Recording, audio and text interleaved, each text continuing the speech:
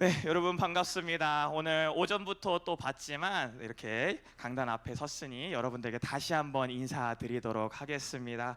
저는 여기 서영교회에서 유년부 초등학교 1, 2, 3학년을 담당하고 있는 윤주열 전도사라고 합니다. 잘 부탁드립니다. 네. 우리 매년 항상 우리 뒤에 앉아 계신 민중기 목사님만 보다가 이 사람이 누구지 하면서 처음에는 이렇게 좀 샤이한 모습들을 보여줬는데 오늘 물놀이 하면서 많이 다가와주고 전사님 물을 많이 먹여줘서 너무나 감사합니다. 전사님께서 오늘 준비한 말씀으로 우리 여러분들에게 은혜의 폭포수를 먹이도록 하겠습니다. 자, 전사님이 여기 오늘 처음 왔는데 너무나 귀한 친구들을 많이 만났어요. 뭐 우리 산성이도 그렇고 예담이도 그렇고 많이 재밌게 놀았는데 아직까지 전사님 여러분들에 대해서 잘 모르고 있는 게 더 많은 것 같아요. 그래서 이 시간 우리가 전선생님도 처음 보고 여러분도 전선생님 처음 보니까 서로에 대해서 알아가는 시간을 가지려고 하는데, 자, 이번 시간에는 대답을 잘하는 친구들에게 스티커를 드리도록 하겠습니다. 자, 그러면 선착순으로 선생님 준비지를 갖고 왔는데 선착순으로 가장 먼저 오신 분에게 질문을 답할 기회를 드리겠습니다. 아무나 한번 빨리 오는 사람, 제일 빨리 오는 사람 누구 오케이, 예담이부터. 자, 다음 기회에 다 봅시다. 자, 대기하고 계세요. 자, 예담이가 여기 6가지 질문을 준비했는데 그 중에 아무거나 하나만 뽑아서 보여주세요. 그거요? 한번 뽑아서 큰 소리로 우리 친구들한테 읽어줄 수 있어요?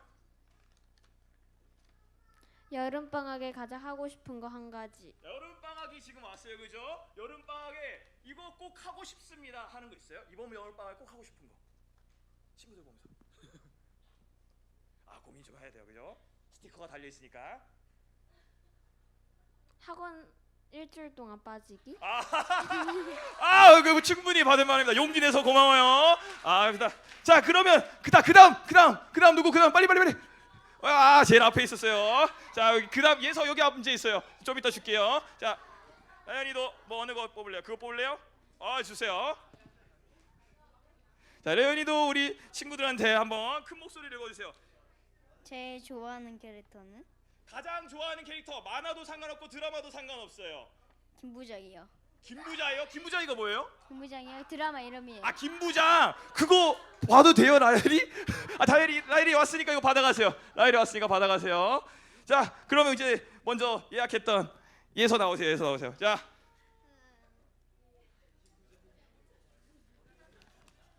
한번 크게 얘기해 주세요.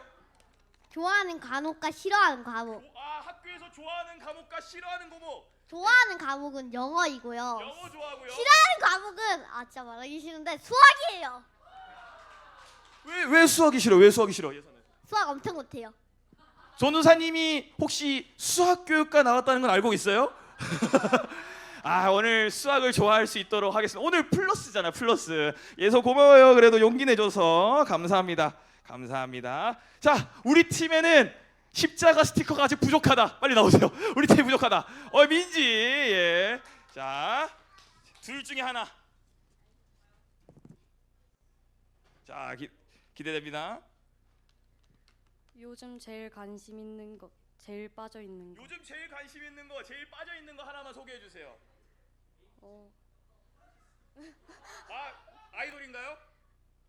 아이돌 안 좋아하는데. 뭐 좋아해요? 얘기해줘요. 저 배우 좋아해요. 배우 누구? 배우 요즘 소지섭. 여기도 김부자예요? 알겠습니다. 우리 잘 알겠습니다. 야, 멋있는 아저씨. 자, 마지막 있다. 오케이, 대기하고 있었어. 자, 마지막 한번 우리 윤서 친구. 가장 쉬운 질문 나왔어요. MBTI가 어떻게 되죠?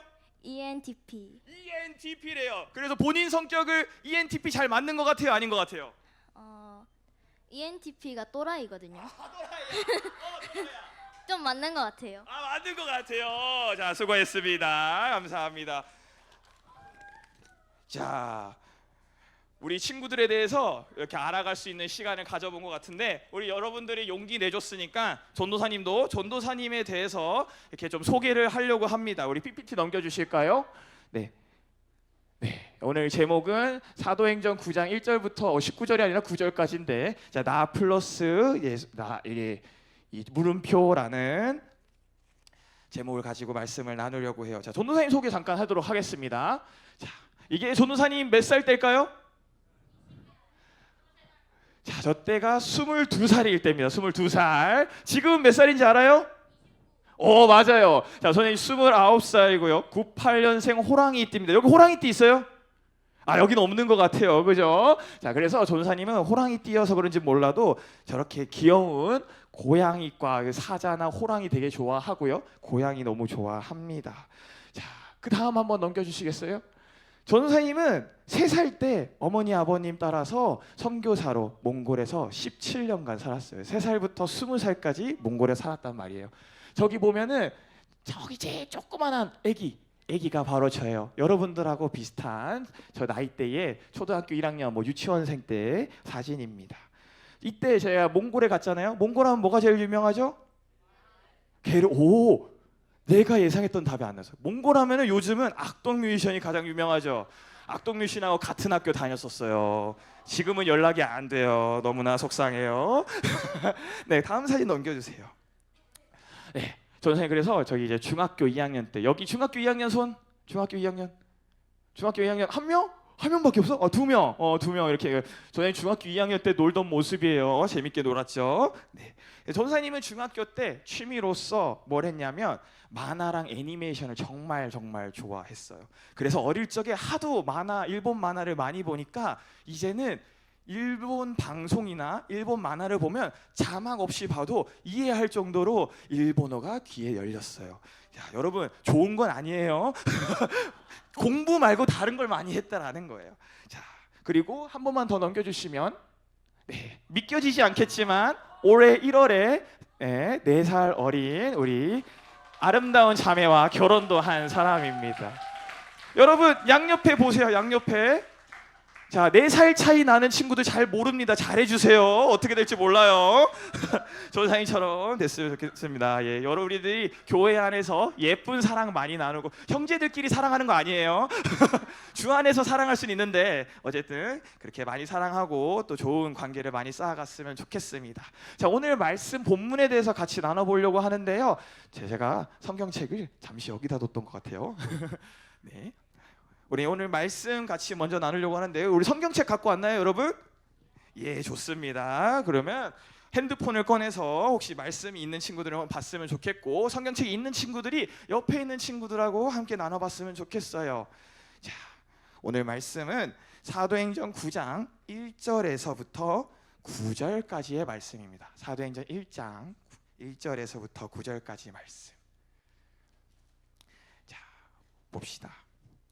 이게 많이 길어요. 1에서부터 9절까지 있으니까 1절을 제가 읽고 2절은 여러분들이 읽고 3절은 제가 읽고 4절은 여러분들이 읽고 반복하면서 읽다가 우리 9절에서는 다 같이 봉독하도록 하겠습니다.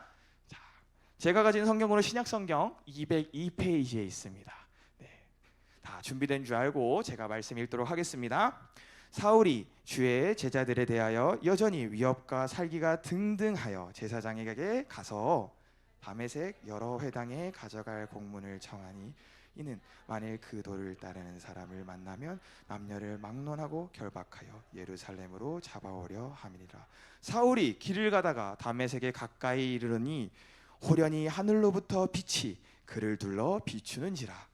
땅에도 엎드려져 들음에 소리가 있어 이르되 사레다 사울아 내가 어찌하여 나를 박해하느냐 하시거늘 대답하여 주여 누구시니까 이르시되 나는 내가 박해하는 예수라. 너는 일어나 시내로 들어가라. 내가 행할 것을 내게 이를 자가 있느니라 하시니 같이 가던 사람들을 소리만 듣고 아무도 보지 못하여 말을 못하고 서 있더라. 사울이 방에서 일어나 눈을 떴으나 아무것도 보지 못하고 사람의 손에 끌려 다메섹으로. 다 함께 읽겠습니다. 사흘 동안 보지 못하고 먹지도 마시지도 아니하니라. 아멘. 자, 이제 본론으로 돌아가기 원하는데요. 자, 전도사님이 이렇게 전도사님 소개도 하고 오늘 바울에 대해서 같이 이야기를 나누려고 하는데 그 전에 전도사님에 대해서 조금 더 나눠보려고 해요. 우리 다음 슬라이드 한번 넘겨주시겠어요? 전도사님이 만화 보는 거 되게 좋아해서 오랜만에 좀 좋아하는 만화를 다시 봤어요. 혹시 나의 히어로 아카데미아라는 만화 아는 친구? 많이 아는 것 같아요. 혹시 나는 이 만화를 정말 좋아한다는 친구 있어요? 용기. 아 그렇죠. 선생님 계시고 선생님 계셔.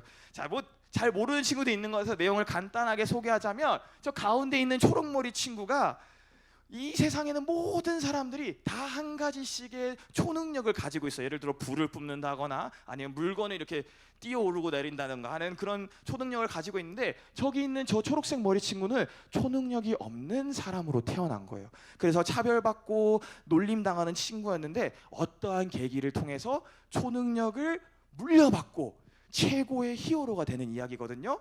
자, 우리 다음 슬라이드 2번 다 넘겨주시면 좋을 것 같아요. 그런 이야기 많이 들어봤죠. 일본 만화에 정말 많이 나오는 이야기예요. 뭐 원피스도 그렇고 귀멸의 칼날 좋아하는 친구. 아 훨씬 좋아하는 친구도 많네요. 자, 주술의 전 봤다 하는 친구. 아 그래요. 자, 저거 15세인데 우리 선생님들 잘 봐주세요. 네. 그 일본 만화에는 대표적인 특징이 있는데 어떤 특징이 있냐면 소녀가 갑자기 어떠한 힘을 얻고 그 힘을 통해서 다른 세상으로 나아가는 모험, 그곳에서 악당들을 물리치고 영웅이 되는 이야기들을 많이 이야기합니다. 전도사님도 어렸을 때부터 만화를 많이 봤다고 했죠. 그래서 전도사님도 그런 상상을 정말 많이 했던 것 같아요. 나에게도 초능력이 하나 있다면 어떤 초능력을 가지면 좋을까라는 생각을 했던 적이 있습니다. 여러분들이라면 어떤 초능력을 갖고 싶다? 어떤 거? 순간이동 있고요. 또. 아 그런 상상해 본 적 없어요? 예선? 타임머신. 옛날로 뭐 돌아가거나 아니 앞으로 가거나. 라이언이는? 아 잃어버린 물건을 바로바로 찾을 수 있는 능력이 있어서 좋겠어요. 제가 안 들어서 미안해. 아 염력. 그러니까 그렇죠. 저 멀리 있는 리모컨을 갖고 와서 이렇게 탁 해가지고 더울 때 탁 뭐 아니면 TV 볼 때 탁 켜고 싶다는 거죠. 자, 전도사님은 어렸을 때부터 순간 이동을 너무 하고 싶었어요. 왜냐하면 이게 되게 이유가 중요해요. 되게 중요한 게 뭐냐면 순간 이동을 하면 단순히 학교로 빵빵빵빵 집 학교로 가는 게 편한 게 아니라 전도사님 뭘 하려고 했냐면 이걸로 택배 사업을 하려고 했어요. 그래서 전도사님이 딱 택배를 받아서 한 번 딱 택배 이송하는데 30만 원 해도 1초 만에 배송할 수 있잖아요.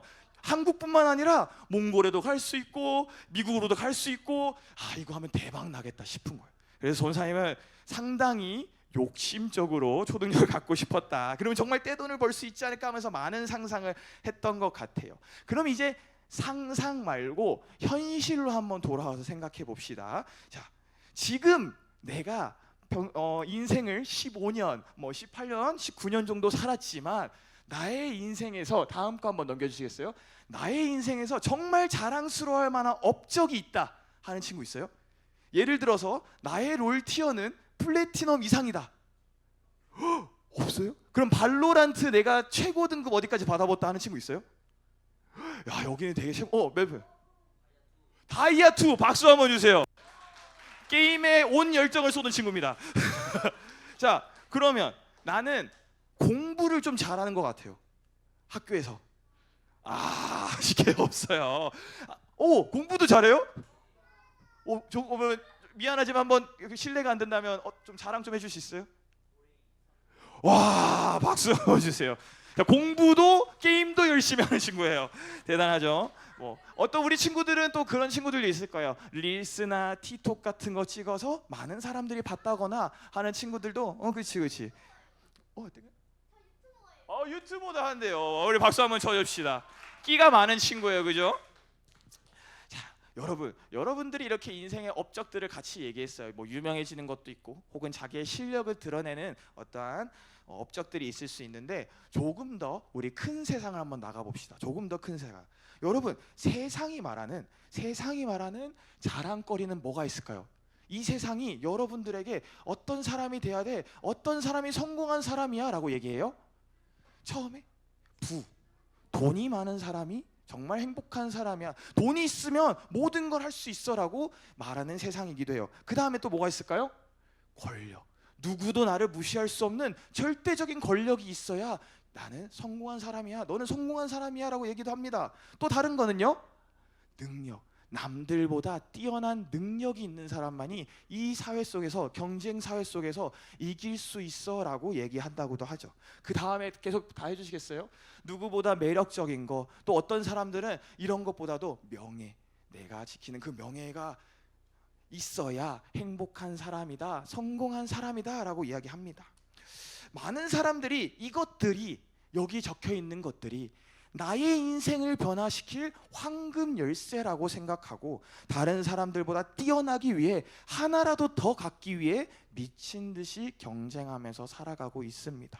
여러분들도 학교에서 많이 느꼈을 것 같아요. 정말 공부를 미친 듯이 하는 친구들이 있는가 하고 또 열심히 어떻게든 악착같이 하는 그런 친구들 사이에서 여러분들이 지금 생활을 하고 있다고요. 지금 여러분들이 살아가고 있는 학교를 넘어서 현실 세계는 더욱더 무섭게 또 더욱더 냉정하게 이런 것들을 평가하고 이런 것들을 가지고 여러분들을 바라보기 시작한다. 여러분들을 평가한다라는 거예요. 근데 여러분, 존성이 말했던 부, 권력, 명예, 능력, 매력 이 모든 것을 갖고 있던 사람이 성경에 등장하는데 그것이 오늘 여러분들과 함께 나누고 싶은 바울이라는 사람이에요. 바울은 이 모든 능력과 자랑거리를 다 가졌던 완벽한 사람이에요. 근데 그 바울이 인생에서 예수님을 만나니까 여기 있는 모든 것들이 다 배설물로 여기고 다 아무것도 아닌 것처럼 버릴 수 있었다고 오늘은 고백하고 있어요. 오늘 여러분들과 전도사님 같이 이 바울이 만난 예수님에 대해서 같이 이야기를 나눠보고자 합니다. 자, 여러분, 전도사님 쉬운 질문 하나 드릴게요. 교회 오래 다닌 친구들이 많은 것 같으니까 잘 대답할 수 있을 것 같아요. 우리가 구원받기 위해서 꼭 필요한 건 무엇이죠? 다시 한 번 더. 오늘 주제의 그분이 누구시죠? 예수님. 맞아요. 더 정확하게 얘기하면 뭐예요? 우리가 구원받기 위해서는 예수 그리스도를 나의 구주, 나의 하나님으로 믿어야 돼요. 예수님께서 우리의 모든 죄를 짊어지시고 십자가에서 대신 고통당하시고 대신 돌아가시고 3일 만에 죽음에서 부활하셔서 그 예수님의 부활이 나의 부활이 되고 하늘로 올라가신 예수님께서 그대로 이 땅 가운데 다시 오실 것을 믿는 믿음이 있어야 우리는 구원을 받습니다. 우리는 매주 혹은 주일학교의 모든 공과 시간에 우리 선생님들, 목사님들 통해서 이 믿음에 대해서 듣고 자라고 합니다. 하지만 때로는 그 믿음이 잘 믿어지지 않을 때가 있는 것 같아요. 그런 믿음을 오늘 꼭 가지고 갔으면 우리 가져가는 우리 성경학교 되기를 간절히 축복합니다. 이 시간 이 믿음을 가진 사도들과 그리스도인들이 세계 곳곳에 복음을 전하면서 가는 곳곳마다 교회를 세워가기 시작했어요. 예수님께서 하늘로 올라가시고 승천하시고 그 복음의 말씀을 가지고 사도들과 그리스도인들이 복음을 전했단 말이에요. 오늘 이 사도행전 말씀과 또 전사님이 또 하나 더 소개하고 싶은 지역이 있는데 빌립보라는 지역이거든요. 이 빌립보라는 지역에서도 교회가 세워졌는데 문제는 이 빌립보 교회 안에 있는 유대인들 중에서 이렇게 말하는 사람이 있었다는 거예요. 얘들아 성경에 보면 율법에 보면 할례를 받지 않고서는 하나님의 자녀, 하나님의 백성이라고 할 수 없어라고 잘못된 믿음을 가르치는 사람들이 있었다는 거예요. 예수님께서 그 모든 것을 다 패하시고 사랑으로 우리를 구원해 주시고 그 의로 우리가 구원받는 건데 할례를 받아야지만 하나님의 백성이 될 수 있어라고 가르치는 잘못된 사람들이 있었다는 거예요. 이 소식을 들은 바울이 이 잘못된 믿음을 바로잡아주기 위해서 빌립보서 3장 5절에서 6절에 자기가 얼마나 대단한 사람인지, 율법으로 따졌을 때 얼마나 대단한 사람인지 보여주고 있어요. 우리 한번 5절 6절 같이 큰 목소리로 읽어보겠습니다. 시작. 나는 8일 만에 할례를 받고 이스라엘 족속이요 베냐민 지파요 히브리 중에 히브리니요 율법으로는 바리새인이요 열심으로는 교회를 박해하고 율법의 의로는 흠이 없는 자라. 설명을 더하자면 바울은 당대 최고의 선생님, 최고의 대학교에서 가르치는 교수님이라고 할 수 있는 가말리아에게 배운 엘리트 중에 엘리트였어요. 그리고 바울이 로마 시민권을 가졌는데 이 로마 시민권은 단순히 선진국의 어떤 영주권을 가지고 있는 개념이 아니라 이 사람이 아무리 악독한 죄를 저질렀어도 사형, 예를 들어서 십자가라든지 혹은 고통스러운 고통을 주는 그런 형벌 이런 것들은 절대 하지 않는 약간의 뭐랄까요? 다른 계급의 사람으로 여겨질 정도로 로마 시민권을 가지고 있던 사람이었어요. 더 나아가서 바울은 바리새인이었기 때문에 율법을 살면서 단 한 개도 어기지 않았던, 율법으로는 전혀 흠이 없는 사람이었습니다. 재능도 있었고요, 출신도 좋고요, 또 스펙도 있고요, 매력도 있었던, 정말 교회를 박해하는 그 열정까지 있었던 이 바울은 유대인들 사이에서도 정말 유명했어요. 엘리트 중에 엘리트였고 자신감과 자존감이 하늘을 찌르는 사람이었다고요. 그래서 오늘 말씀에 보면은 이 바울이 예전 이름이죠. 사울이 그리스도인들을 박해하기 위해서 정말 열심히 살았다는 것을 우리는 볼 수가 있어요.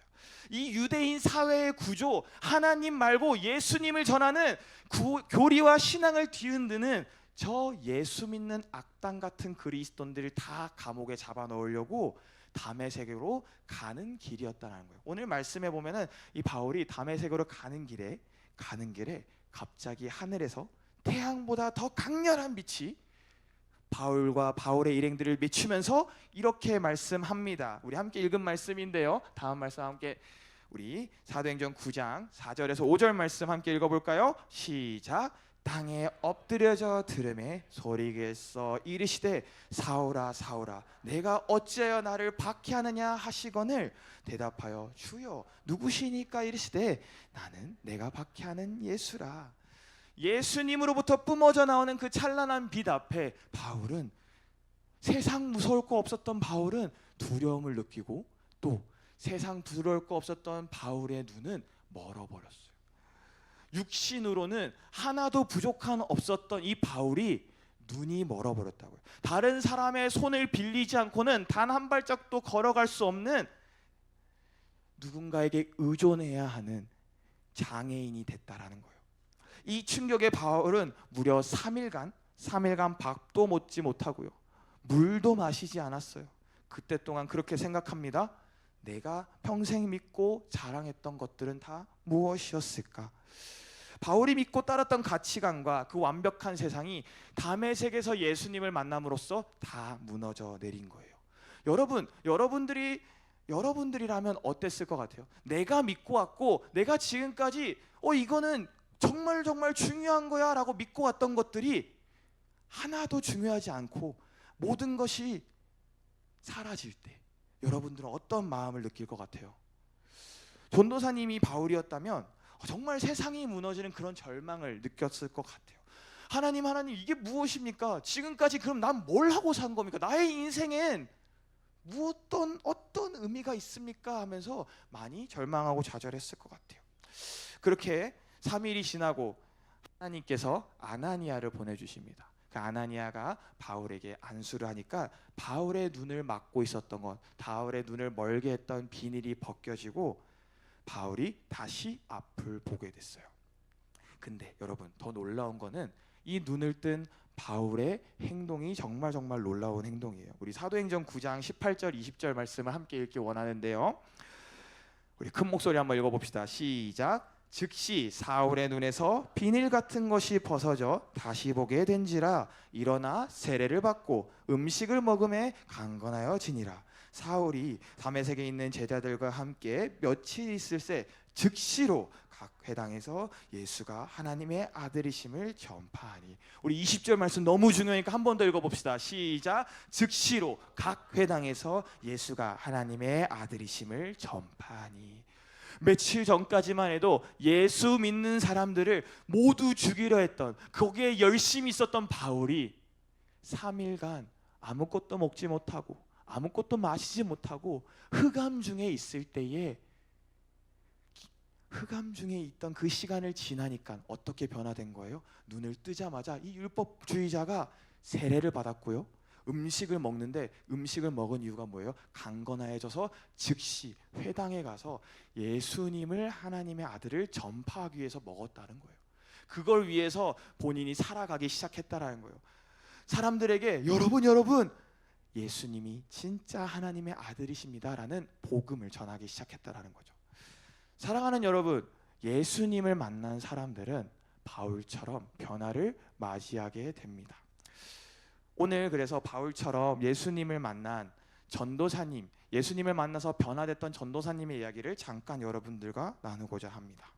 전도사님이 어렸을 때 3살에 몽골에 갔죠. 몽골에 가서 초등학교 5학년 때까지는 정말 아무 생각 없이 살았던 것 같아요. 그냥 매일매일이 즐겁고 매일매일 친구들과 놀고 학교에서 공부하고 살았어요. 받아쓰기 뭐 빵점도 받아보고 재밌게 살아보긴 했어요.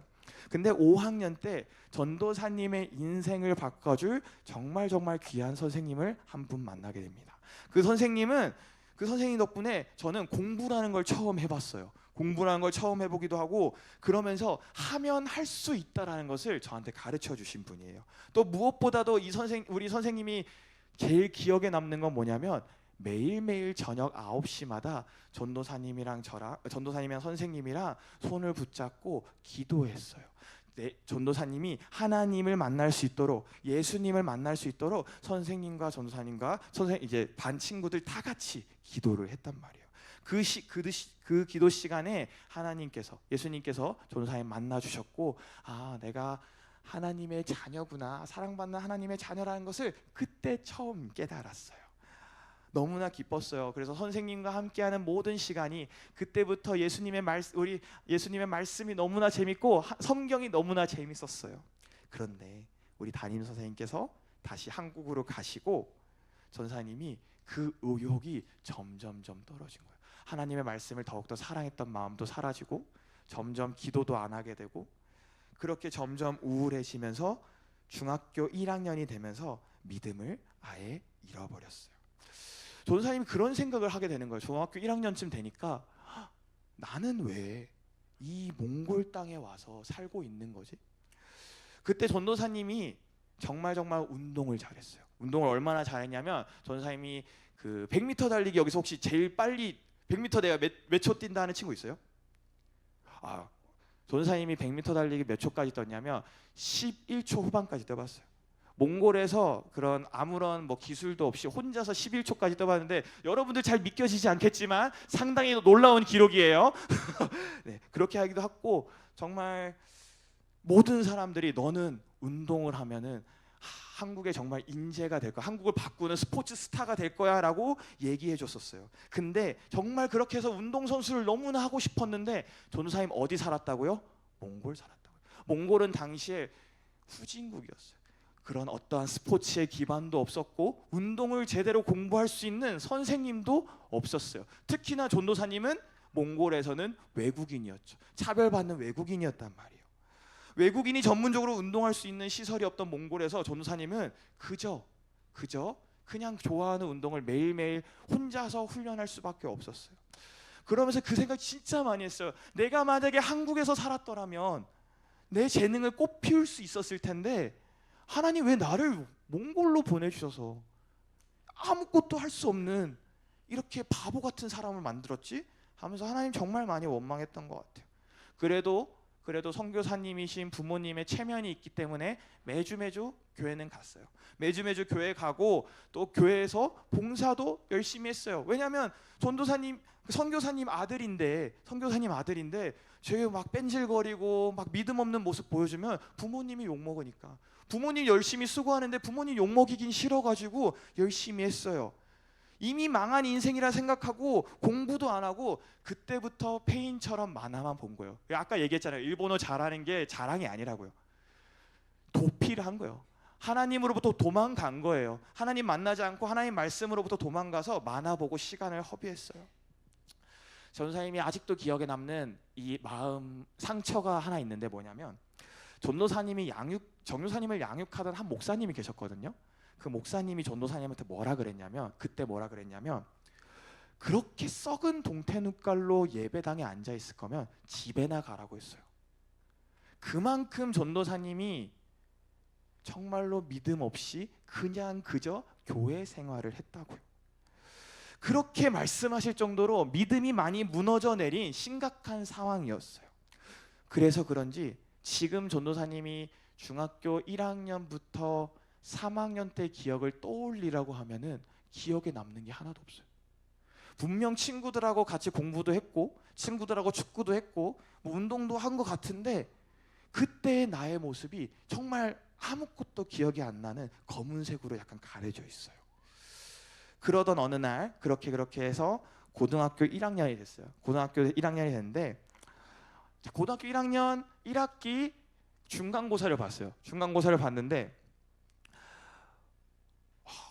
시험을 열심히 봤죠. 뭐 공부는 안 했지만 열심히 찍었어요. 연필도 굴리고 그 햇살 들어오는 거 보고 3번이 빛나네 하면 3번도 골라보고 막 이렇게 했어요. 근데 딱 시험 결과가 나왔는데 전도사님이랑 항상 뒤에서 놀던 친구가 갑자기 앞에 가 있는 거예요. 전도사님 반에서 항상 전도사님은 저랑 뒤에서 같이 뒤에서 1, 2등을 다투던 친구가 어느 순간 반의 중간 정도로 가 있는 거예요. 완전 배신감 느꼈죠. 완전 배신감을 느끼면서 너 나랑 끝까지 함께하는 거 아니었어? 너 왜 나 배신하고 그렇게 공부를 한 거야? 라고 물어봤죠. 사실은 좀 더 거칠게 말했는데 은혜가 되지 않기 때문에 얘기하지 않는 거예요. 알고 보니까 그 친구가 방학 때 한국에 가서 과외를 받아온 거예요. 그러면서 저한테 하는 말이 야, 우리도 이제부터라도 미래를 준비해야지 라고 얘기하는 거예요. 와, 전사님이 그때 정말 약간 충격을 받은 것 같아요. 전사님 미래를 생각해 봤거든요. 근데 아무런 소망이 없는 거예요. 아무런 기쁨이 없는 거예요. 이대로 그대로 가다 보면은 망할 게 너무나 분명해 보이는 거예요. 그 순간 너무너무 두려움이 마음속에 찾아왔어요.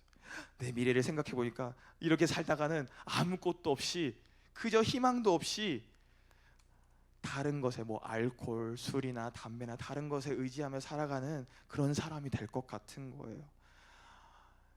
그런데 그렇게 두려운 가운데 갑자기 문득 떠오르는 게 하나 있어요. 떠올랐던 분이 계신데 그분이 바로 하나님이셨어요. 저도 모르게 두려운 나머지 가장 입술에서 먼저 나온 분이 누구냐면 하나님 하고 그냥 입 밖으로 나왔다는 거예요. 그래서 집에 가서 그 자리에 그대로 무릎 꿇고 앉아서 기도했어요. 어떻게 기도했냐면 하나님, 제가 지금 인생을 너무나 잘못 살았어요. 제가 가진 것들이 아무것도 없고 기초라는 것도 없어요. 근데 하나님, 저도 만약에 하나님을 위해서 무언가를 할 수 있는 사람이라면, 하나님께서 사용하실 사람이라면 지금부터라도 딱 한 가지, 딱 한 과목만 열심히 공부할 테니까 저도 할 수 있다는 것을 제발 한번 보여주세요 라고 기도했어요.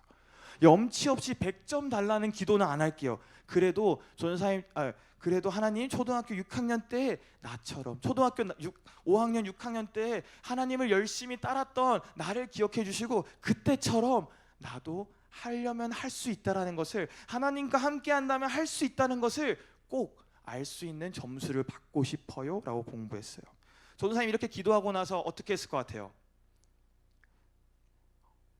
정말 열심히 공부했어요. 물론 처음에 공부하기 좀 힘들었어요. 많이 힘들었는데 정말 공부를 열심히 했어요. 이때 선택한 과목이 뭐냐면 수학이었어요. 왜 수학을 선택했냐면, 요즘은 안 그럴 거예요. 전도사님 옛날 시대라 그런데 전도사님 시대는 수학 선생님이 60점, 시험 성적 60점 아래로 내려가면 종아리를 때렸어요. 10점마다 2대씩 때렸거든요. 전도사님 몇 대씩 맞았는지 알아요? 6대씩 맞았어요. 자, 수학 잘하는 사람 빨리 계산해요. 전도사님 몇 점 맞았었는지. 6대씩 맞았어요. 전도사님 20점, 30점 이렇게 맞았더라고요. 그래서 전도사님 안 맞으려고, 왜냐면 맞으면 앞에 가서 친구들 앞에서 맞으면 부끄러우니까 안 맞으려고 수학을 선택했어요. 정말 죽어라 열심히 했어요. 하루에 4시간 자면서 학교 다녀오고 씻고 밥 먹는 시간 말고는 수학 문제집만 풀었어요. 왜냐하면 전도사님 중학교 때부터 수학을 안 했기 때문에 중학교 1학년 수학 문제집부터 다시 풀었거든요. 정말 열심히 수학 공부를 했고, 고등학교 1학년 기말고사 때, 1학기 기말고사 때 시험 봤습니다. 어떻게 됐을까요? 시험 성적이? 몇 점 받았을 것 같아요? 정답입니다. 우리 박수 한번 쳐주세요. 맞아요. 딱 80점 받았어요. 80점이, 여러분 딱 보면 80점이 솔직히 말해서 대한민국에서 봤을 때 80점이 잘한 거예요, 못한 거예요? 잘한 거죠. 근데 전사님 요즘 느끼는 거는 80점도 부족하다는 느낌 참 많이 받는 것 같아요. 80점 월등하게 잘한 거 아니에요. 그냥 그럴저럴 공부한 친구들은 80점 받을 수 있어요. 완전히 높은 점수는 아니지만 전사님은 확신했어요. 하나님께서 나의 기도를 응답해 주셨다라는 것을 확신했어요. 사랑하는 여러분, 우리가 하나님께 기도한다고 해서 우리의 삶이 갑자기 우리가 아까 봤던 그 만화들처럼 엄청 강력한 힘이 생겨서 엄청 강력한 능력이 생겨서 모든 세상을 다 바꿀 만한 그런 능력이 우리에게 잘 주어지진 않아요. 그런 경우는 정말 정말 드문 것 같아요. 우리의 삶이 기도한다 그래서 막 갑자기 내가 나의 주머니에 갑자기 돈이 막 쌓이고 내가 맨날 빵점 받던 시험이 100점 맞고 그러는 일은 거의 없어요. 하지만 우리는 항상 기도하라고 하죠. 하나님을 만나라고 하죠. 하나님을 붙들고 의지하라고 합니다. 근데 우리는 알아요. 이걸 알아요. 예수님을 믿는다고 갑자기 하늘에서 불이 떨어지는 어떤 놀라운 기적이나 순간이동을 하거나 물고기 2마리와 보리떡 5개로 5,000명을 먹일 수 있는 이 기적이 잘 일어나지 않는다는 것을 알아요. 왜냐하면 이 모든 기적들은 하나님께서 필요하실 때 선지자들이나 혹은 하나님의 사람들을 통해서 보여주는 기적이거든요. 근데 우리의 삶 속에는 그런 기적이 필요하지 않은 거예요. 그러나 여러분, 우리가 왜 하나님을 의지하고 하나님께 기도하고 예수님만을 붙들고 나아가야 하냐면, 우리가 기도할 때 우리를 옆에서 도우시는 보혜사 성령님을 통해서 우리가 예수님에 대해서 더욱더 깨달아지고 그 예수님을 더욱더 깊이 믿어지고 전능하신 아버지 하나님을 사랑하는 우리의 사랑하는 마음이 점점 커지기 때문이에요. 그 마음이, 그 믿음이 우리의 삶 속에 하나님을 더욱더 드러내도록, 예수님의 향기를 다른 사람들에게 뿜어내도록 인도하신다는 거예요. 여러분, 하나님께서, 예수님께서 우리의 삶에 드러나는 삶에 드러나기 위해서는 육신의 어떠한 자랑도 필요 없어요. 어떠한 행위도 필요 없어요. 오직 예수님을 우리 삶에 더욱더 깊이 모시고 우리가 예수님 안에 더해져야 돼요. 우리가 예수님 안에 속해야 돼요. 그래서 우리가 어떻게 하면 그 예수님 안에 예수님을 더하면서 살 수 있는지 그 영적 법칙에 대해서 함께 나눠보고자 합니다. 그 첫 번째 영적 법칙인데요, 한번 넘겨주시겠어요? 안 넘어가나요? 예, 그러면 전도사님이 먼저 읽어보도록 할게요. 자, 전도사님 따라서 우리 친구들이 반복해서 말씀해 주시면 됩니다. 첫 번째 영적 더하기 법칙은 바로 뭐냐면, 가짜를 더하지 말고, 자, 전도사님 따라해주세요. 가짜를 더하지 말고 진짜를 더해라. 가짜를 더하지 말고 진짜를 더해라. 전도사님 공부를 시작하고 점점점 더 좋은 성적을 받았어요. 하나님의 응답을 받았다 생각하고 모든 과목들을 정말 열심히 했거든요. 선생님들도 친구들도 전도사님을 보는 눈빛이 달라졌어요. 그렇게 열심히 하다 보니까 어떤 날까지 왔냐면 수학을 1등하는 100점을 맞는 일도 일어났어요. 이제는 모든 친구들이 전도사님한테 와서 수학 문제를 물어보는 거예요. 나 전도사님 너무 기뻤어요. 자, 웬만하면 그래서 그때 이후로 수학 1등을 한 그때 이후로 모든 시험을 어떻게 봤냐면, 거의 모든 시험을 내신 1등급, 혹시라도 전도사님이 실수 하나 하면 2등급 받으면서 전체 평균이 97점이 나오는 그런 놀라운 하나님의 역사가 있었습니다. 그리고 고등학교 1학년 때 전사님이 원래 163cm인가 했었는데 고등학교 1학년 겨울방학에 키가 몇 cm 자랐는지 알아요? 14cm가 자랐어요. 그렇게 해서 지금 이만큼의 키가 큰 거예요. 막 키도 크고 사람들이 막 나를 너무 좋아해줘요. 막 인기가 있어요. 그때 또 이러면 안 됐는데 연애도 하고 정신이 팔린 거죠. 이렇게 말도 안 되는, 하나님과 동행하면서 하나님의 능력을 의지하면서 나아가니까 말도 안 되게 상황들이 변해가는 거, 나의 삶이 점점 더 의미 있어가는 것을 느끼면서 요즘 말로 야르라고 하죠. 야르 하면서 하나님 정말 감사합니다 하면서 매일매일을 살았어요. 이 세상이 너무나 아름답게 보였습니다. 근데 이 믿음이 그대로 갔으면 좋은데, 공부를 열심히 하니까 전사님 마음에 뭐가 생겼는지 알아요? 욕심이 생겨요. 욕심. 저번보다 시험 성적이 떨어지면 안 되는데 하면서 욕심이 나기 시작하는 거예요. 전도사님 삶 속에 그 작은 욕심이 하나 들어오니까 다른 것들도 다 하나씩 욕심이 생기기 시작했어요. 어떤 욕심이 생겼냐? 하나님을 더 사랑하기보다, 예수님을 더 닮아가기보다 친구들의 시선을 더욱더 받기 원했고, 공부를 더욱더 집착하게 됐어요. 하나님, 제가 공부해서 멋있는 사람이 되고, 멋있는 사람, 돈 잘 버는 사람이 돼서 하나님을 더욱더 기쁘게 하면 되는 거 아니에요? 하면서 전도사님의 욕심을 그 위에 쌓아가기 시작했다라는 거예요. 처음에는 이 모든 게 다 하나님을 위해서 좋은 건 줄 알았어요. 하나님을 위해서 내가 더 잘된 모습을 보여줘야지 사람들이 나를 봤을 때 하나님이 살아계시니까 저 사람이 저렇게, 하나님을 붙들고 살아가니까 저 사람이 저렇게 잘 사는 거야 라고 생각할 줄 알았어요. 근데 알고 보니까 오늘 이 주제처럼 가짜를 더하고 있었더라고요. 전도사님 마음에 진짜를 더해야 되는데 다른 가짜들로 가득가득 채우고 있던 전도사님의 모습을 봤어요. 어느덧 전도사님 마음속에는 더 이상 예수님의 빛이 드러나지 않고 성적 때문에 조급하고 다른 사람들에게 사랑받지 못할까 봐 두려워하고 걱정하는 모습밖에 없더라고요. 그러던 어느 날 밤 전도사님 정말 해야 할 게 많았는데 그때 새벽 한 3시쯤 됐거든요. 3시쯤 수학 공부를 하다가 수학 문제집을 풀다가 아무것도 하기 싫은 거예요. 아무것도 하기 싫은 그 순간 그냥 수학 문제 쭉 풀다가 펜 탁 내려놓고 정말 아무것도 하기 싫은 거예요. 근데 그 순간 전도사님 눈에 뭐가 보였냐면 그때 만들기 수업한다고 사용하고 남았던 조그만한 카터칼이 저기 보이더라고요. 저걸 사용하면 내가 지금 공부하는 거, 내일에 해야 할 거, 이런 거 더 이상 안 할 수 있겠다라는 생각이 순간 탁 들더라고요. 여러분, 성경을 많이 알고 예수님을 알고 교회를 매주 다닌다고 해서 이러한 생각을 안 하는 게 아니에요. 그 무서운 생각을 전도사님 마음속에 딱 들었을 때 전도사님을 살려주신 분이 있어요. 그분이 누구시냐면 바로 성령 하나님이세요.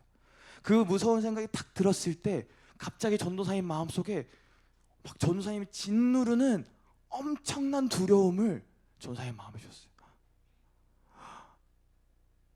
내가 그동안 하나님하고 정말 친하게 지내왔다고 생각하고 하나님 앞에 매일매일 감사하고 기도했던 내가 이런 생각을 하다니 하면서 그 자리에서 책상 아래에 들어가가지고 벌벌 떨면서 기도했던 기억이 있습니다. 하나님 너무나 죄송하다고, 내가 그동안 하나님 말고 다른 걸 찾았다고, 너무나 무섭다고, 하나님 죄송하다고 엉엉 울었던 기억이 있어요. 우리 오늘 수련의 주제 말씀이기도 한데 꼭 같이 한번 더 읽어봤으면 좋겠어요. 우리 한번 우리의 신앙을 고백하는 마음으로 읽어봤으면 좋겠습니다. 갈라디아서 2장 20절 말씀입니다. 우리 큰 목소리로 읽겠습니다. 시작. 내가 그리스도와 함께 십자가에 못 박혔나니 그런즉 이제는 내가 사는 것이 아니요 오직 내 안에 그리스도께서 사시는 것이라. 이제 내가 육체 가운데 사는 것은 나를 사랑하사 나를 위하여 자기 자신을 버리신 하나님의 아들을 믿는 믿음 안에서 사는 것이라. 아멘. 오늘 우리 순경학교 주제 말씀처럼 그때 이후로 전도사님의 삶은 그 자리에서 끝나고, 그러니까 그 나를 위해서 살던 그 윤주열은 죽고 이제 나를 살려주신 그리스도 예수 안에서 나는 살아간다라는 것을 확신했어요. 나의 삶을 온전히 하나님께 드려야 된다라는 것을 믿어진 거예요. 우리가 삶을 살아가다 보면은 하나님의 말씀과 영광을 위해 사는 것보다 나를 위해서 다른 것들을 더해가는 선택을 할 때가 있어요. 그래야 불안하지 않거든요. 근데 그런 거 하나씩 더할 때는 처음에는 몰라요. 처음에는 다른 욕심들 혹은 거짓말 하나, 친구에 대해서 내가 사랑하는 마음이 아니라 이기적인 마음을 품을 때 처음에는 몰라요. 처음에는 모르는데 그렇게 하나씩 더하다 보면은 어느 순간 병들어 있는 우리의 영혼을 우리는 바라볼 수 있게 됩니다. 여러분들 쉽게 생각하면 그거예요. 매일매일 건강한 음식을 먹는 친구랑 매일매일 패스트푸드를 먹는 친구 둘이 있다고 생각해봐요. 자, 첫날에는 둘의 모습이 어떻게 보여요? 다르지 않아요. 근데 그것이 한 달이 쌓이고 1년이 쌓이고 10년이 지나면 어떻게 돼요? 매일매일 건강히 먹었던 친구랑 패스트푸드만 먹었던 친구들은 영양 자체가 달라진다고요. 한 친구는 더욱더 건강해지고 더욱더 키가 자라고 더욱더 강건해지는데, 한 친구는 고혈압과 당뇨와 안 좋은 병들이 몸 안에서 자라나기 시작한다는 거예요. 여러분, 신앙생활도 마찬가지예요. 우리가 다른 것, 가짜들을 더하다 보면은 우리 몸에 붙어 있는 가짜들 때문에 우리의 영혼이 병들어 간다라는 거예요. 영적인 당뇨랑 고혈압으로 완전히 무너져 내린다는 거예요. 그때 무너져 내렸을 때 다시 돌아오는 거는 정말 쉽지 않아요. 그렇기 때문에 이 주일학교 시절, 학생 시절 때 모든 것을 쭉쭉 빨아들이고 먹는 것 모든 것을 영양분으로 소화하는 여러분들은 건강한 거 진짜를 먹었고 그것으로 영양분 삼아서 자라나야 된다라는 거예요. 그것은 무엇이냐면 우리의 우선순위를 바르게 세우는 데부터 시작해요. 건강한 영적 음식을 먹는 것은 우리의 우선순위를 바로 세우는 것부터 시작해요. 우리가 하나님께로부터 은혜를 받죠, 그죠? 은혜를 받으면 그 은혜를 세상 속에 흘려 보내주는 역할을 합니다. 그게 우리의 영적 원리거든요. 하나님으로부터 은혜를 받고 그 은혜를 세상 속에 우리가 퍼뜨리는 거예요. 내 주변에 있는 친구들, 나의 학교에 있는 선생님, 나의 가족들에게 퍼뜨리는 건데, 여러분, 하나님으로부터 받는 그 은혜보다 내가 사람들한테 나눠주는 사랑과 에너지가 크면 결국엔 우리는 배터리가 떨어질 수밖에 없다는 거예요. 지치고 병든 사람이 될 수밖에 없다는 거예요. 그렇기 때문에 우리는 항상 예수님께 더욱더 가까이 가도록 노력해야 돼요. 왜요? 하나님으로부터 받는 그 은혜가 채워져야지 다른 사람을 사랑할 수 있는 마음이 생기기 때문이에요. 아나니아의 기도로 하나님의 사명을 받던 바울의 눈에 껍질이 벗겨진 것처럼 전도사님 마음에 그 두려움이 성령님께서 깨우쳐 주신 것처럼 죄를 뗄 때에, 우리가 하나씩 우리의 삶에 더했던 가짜들을 떼어낼 때에 우리 안에는 그 예수님의 찬란한 빛이 다른 사람들에게도 환하게 비춰질 수 있다라는 거예요. 그래서 우리 꼭 이 우선순위를 잘 정했으면 좋겠어요. 우리의 우선순위는 언제나 하나님, 언제나 예수님, 그 하나님 나라를 전하는 데 있다는 것을 오늘 우리 친구들이 꼭 마음속에 새기고 가기를 간절히 축복합니다. 우리 두 번째 영적 더하기 법칙에 대해서 알아볼게요. 자, 우리 함께 읽어보겠습니다. 시작. 예수님을 더하면 내 인생은 무한대가 된다. 자, 우리 이제 아까 배웠어요. 뭘 배웠어요? 가짜는 빼고 진짜를 더해야 되는데, 진짜를 더하면, 진짜인 예수님을 더하면 우리의 인생이 어떻게 된다고요? 무한대가 된다고요. 단순히 하나 더하기, 나 더하기 예수님을 해서 둘이 되는 게 아니라 무한대가 된다라는 거예요. 여러분, 1 더하기 1은 2죠. 1 더하기 2는 3이 되죠. 그렇게 우리가 계속 날아가다 보면은 10, 100, 1000까지 늘어나게 될 텐데, 때로는 이 수치가 우리 마음에 불안을 주기도 합니다. 내가 교회에 가는 그 1시간, 예배드리는 그 1시간 동안 내 친구는 그 1시간 동안 공부를 할 텐데, 아니면 그 1시간 동안 자기의 미래를 위해서 푹 쉬거나 아니면 놀거나 그 시간을 더욱더 활용할 수 있을 텐데라고 생각할 거예요. 내가 기도하고 말씀 있는 그 1시간 동안 내 친구들은 1시간 더 잠을 자고 체력을 회복할 텐데 라고 우리 마음에 불안을 주기도 한다라는 거죠. 내가 1시간 게임하고 저 친구가 2시간 게임해요? 그러면 누가 더 잘해요? 2시간 게임하는 애가 보통은 더 잘해요. 그렇게 10분, 20분, 1시간씩 교회를 위해, 하나님을 위해 사용하는 시간들이 허비된다, 버려진다라고 우리가 생각하기 정말 쉬워요. 근데 여러분, 놀라운 사실을 하나 알려드리자면, 하나님 앞에 쓰여지는 그 모든 시간은 버려지는 시간이 아니에요. 여러분, 1시간하고 10시간은 10배 차이가 나지만 90시간하고 100시간은 몇 배 차이 나요? 배수가 아니죠. 10시간 차이밖에 안 난단 말이에요. 1시간을 공부한 친구랑 10시간 공부한 친구의 차이는 큰데 90시간 공부한 친구랑 100시간 공부한 친구는 사실 그렇게 많이 차이 나지 않는다는 거예요. 선생님 무슨 말을 하고 싶은 거냐면 여러분들이 예수님을 위해서 쏟았던 그 시간들이 여러분들의 인생을 손해보고 하나님 앞에 바치고 그냥 사라지는 시간이 아니라는 것을, 마이너스가 아니라는 것을 꼭 전해주고 싶었어요.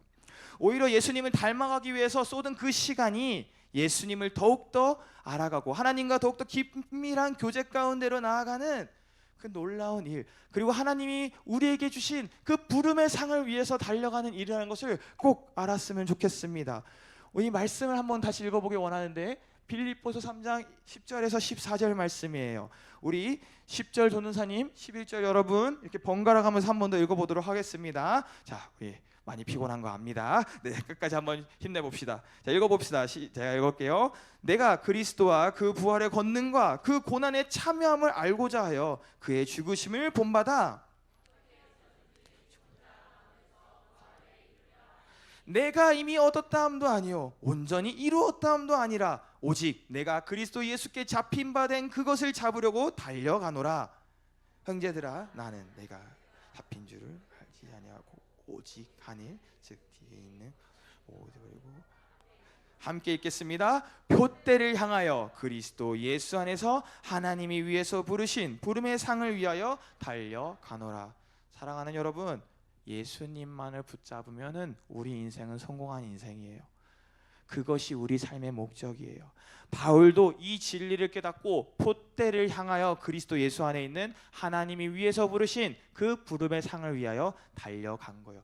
그렇기 때문에 그 사람은 일어나자마자 즉시 회당으로 가서 예수님을 전했다라는 거예요. 밭에 감추인 보화를 위해서, 그 밭을 사기 위해서 자신의 전 재산을 판 사람은 절대 멍청한 사람이 아니라는 거예요. 세상 사람들이 볼 때는 미련해 보이죠. 저게 뭔데? 저 땅 아무것도 없는 저 땅을 왜 살려고 온 재산을 다 파는 거야 하면서 세상은 욕할지도 몰라요. 교회를 위해서, 하나님의 복음을 위해서, 하나님 나라를 위해서 살아가는 여러분들을 보면서 그것이 무슨 의미가 있어? 라고 얘기하는 친구들이 있을 수 있다라고요.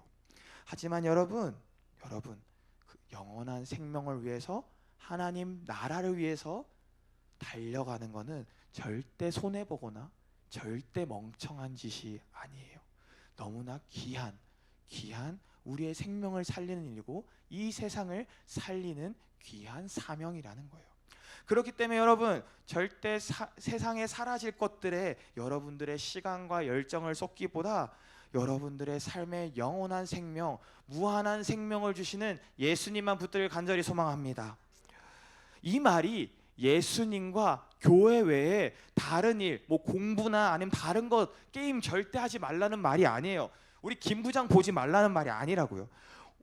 그 대신 우리가 항상 무엇을 생각해야 되냐? 우리의 우선순위가 어디에 있는지를 다시 정해야 된다는 거예요. 하나님께서는 여기 있는 친구들 중에 어떤 사람은 억울하고 또 약한 사람들의 목소리를 들어주는, 정의를 세우는 법조인으로 불러주실 수 있어요. 또 어떤 친구는 방황하는 학생들의 손을 잡아주고 믿음과 힘을 주는 교사로 불러줄 수 있어요. 또 어떤 사람들은 매일 지쳐있는 사람들을 안전하게 운전해주는 버스 기사로 우리를 불러주실 수도 있고, 세상 사람들이 꺼려하는 것들을 깨끗하게 치워주고 세상을 깨끗하게 해주는 청소부로도 부를 수 있어요. 또 어떤 친구는 상처받은 영혼들을 위해서 생명의 복음을 전하는 전도사, 목사님으로도 불러주실 수 있어요. 세상은 전도사님이 나열한 이 직업들의 계급과 직분을 나누지만, 높고 낮음을 이야기하지만 하나님께서는 절대 그런 걸 보지 않으십니다. 다만 중요한 것은 무엇이냐면, 하나님께서 여러분들을 향한 그 놀라우신 계획을 가지고 여러분들을 그 각자의 자리에서 예수님의 향기를 뿜어내는 충성된 복음의 전달자로 여러분들을 불러주셨다는 거예요. 그걸 통해서, 여러분들을 통해서 영원한 생명이 다른 사람들에게도 더해질 수 있도록 여러분들을 불러주셨다는 사실이에요. 이를 위해서 어떤 친구들은 정말 전도사님 했던 것처럼 열심히 공부해야 돼요. 또 어떤 친구들은 내가 할 수 없는 어떠한 기술을 위해서 열심히 훈련 받아야 돼요. 또 어떤 친구들은 다른 사람들을 살리기 위해서 나의 몸을 튼튼하게 운동을 시켜야 될 수도 있어요.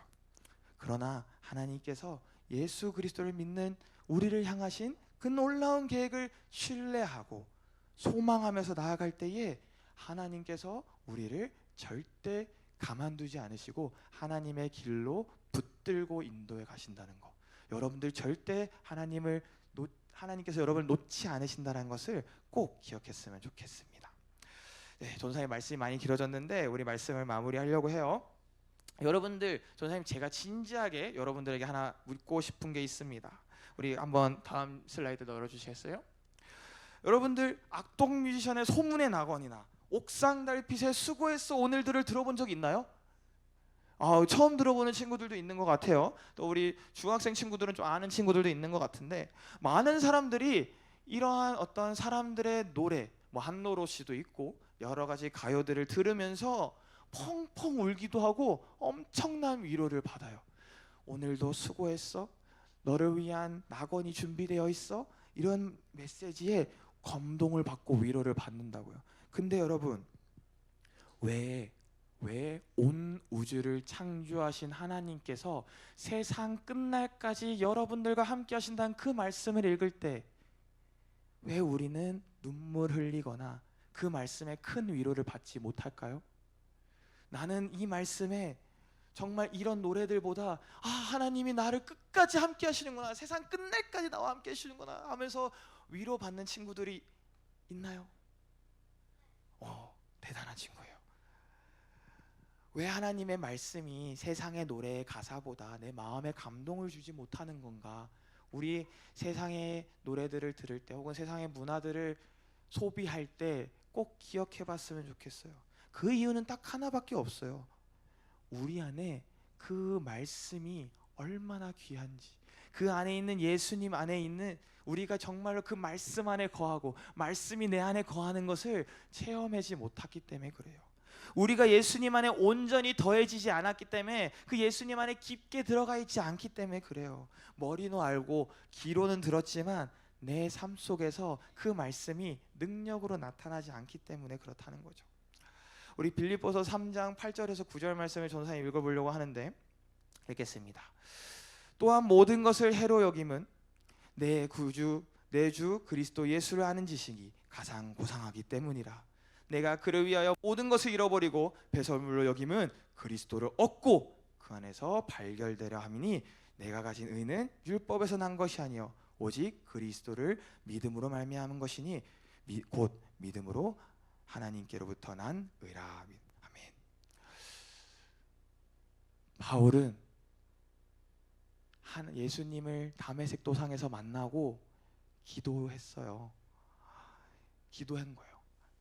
나의 삶을, 예수님을 만난 나의 모습을 보니까 이제는 정말로 그 예수님만이 가장 귀한, 나에게 가장 고상한 지식이다. 그렇기 때문에 나는 예수님밖에 전할 수 없다.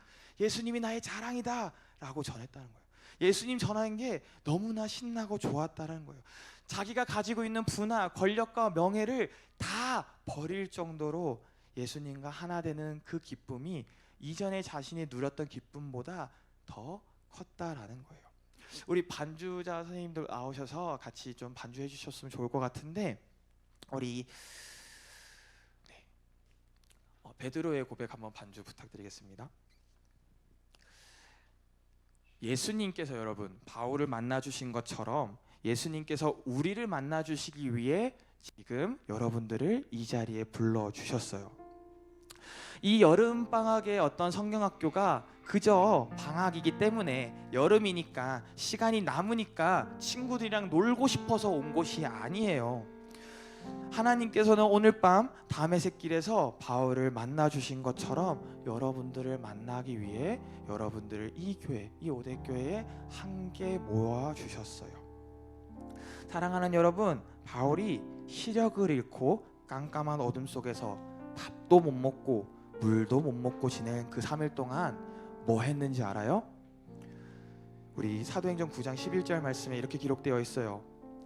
주께서 이르시되 일어나 집가라 하는 거리로 가서 유다의 집에서 5 사람 사울이라 하는 사람을 찾으라. 그가 기도하는 중이니라.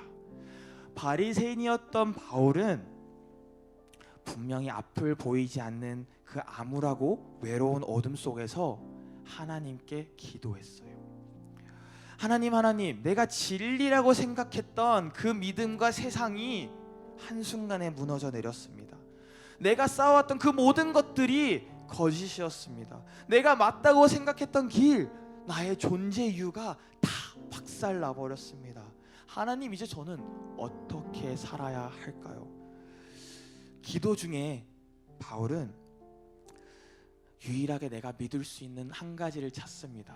그게 누구냐면 바로 그 길 위에서 빛으로 나를 만나주신 예수님이 한 분, 내가 믿을 수 있는 그 유일한 분이 예수님이라는 사실을 깨닫습니다. 여러분, 오늘 이 밤이 눈먼 바울이 기도로 보낸 그 3일 같은 밤이 되길 간절히 소망합니다.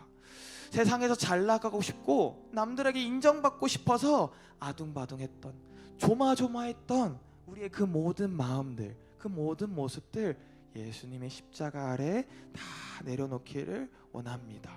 우리를 위하여 이 땅에 오신 그 예수님만을 위해서 우리 함께 기도하며 나아가길 원하는데, 우리 기도하기 전에 우리의 마음을 담아 하나님께 찬양하고 기도하도록 하겠습니다. 함께 찬양합니다. 후회하지 않는 일, 예수를 따르는 일, 내 금을 버리고 내 사랑들 뒤로 하고 나를 부르신 주님과 동행하. 우리의 마음을 담아 고백합니다. 나의 평생에 소원하는 일, 예수를 닮아가는